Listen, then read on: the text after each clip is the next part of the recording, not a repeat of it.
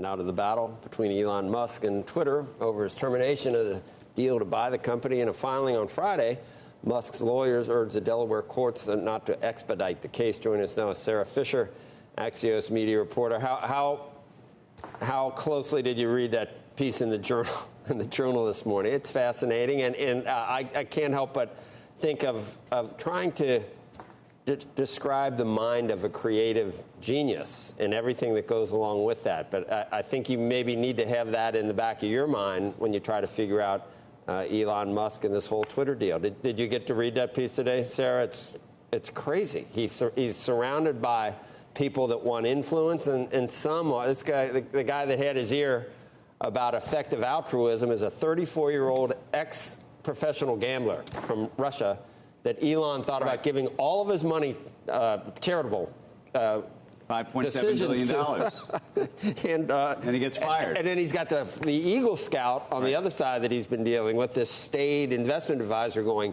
Elon. And I guess this guy was staying at his house. I thought Elon was staying at other people's houses. Right. What do you make of it, Sarah?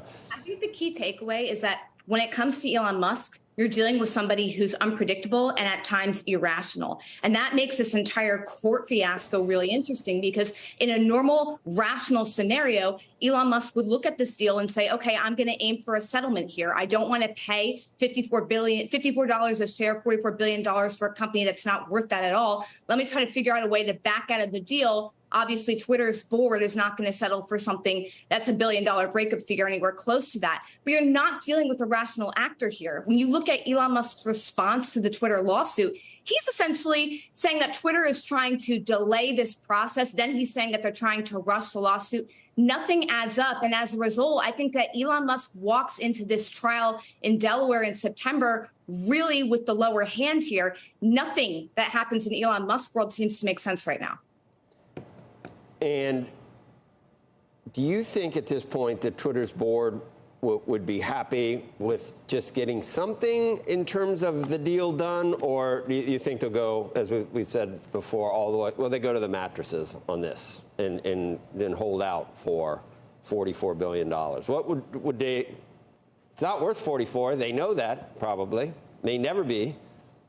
It's definitely not worth 44, but you have to remember they have a fiduciary duty to their shareholders to get them the best return. And the reason that Twitter is trading so high right now relative to its peers like Snapchat is because those shareholders are hoping that they're going to get paid out $54 a share, Joe. So if Twitter's executive team and board decides to balk at $44 billion, if the Chancery Court says that they might possibly get it, I mean, you're looking at a revolt from shareholders. I think the only possible outcome that isn't Elon Musk being forced to buy it outright is some sort of out-of-court settlement where the company can still get a sizable amount of money. And I'm not talking about maybe $5 billion.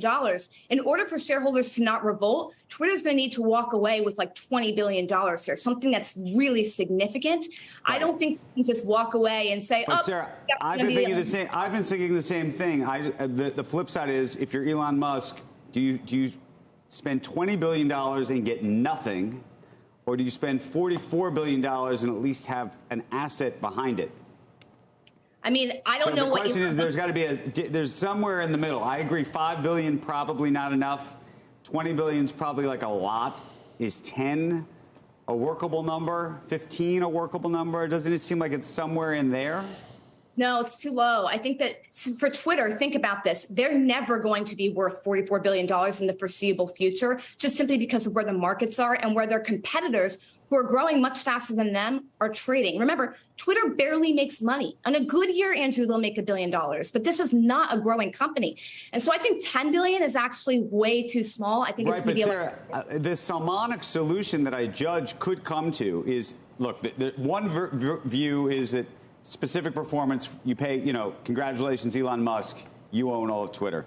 The other might be, philosophically, you don't want to own this. They don't want you to own this.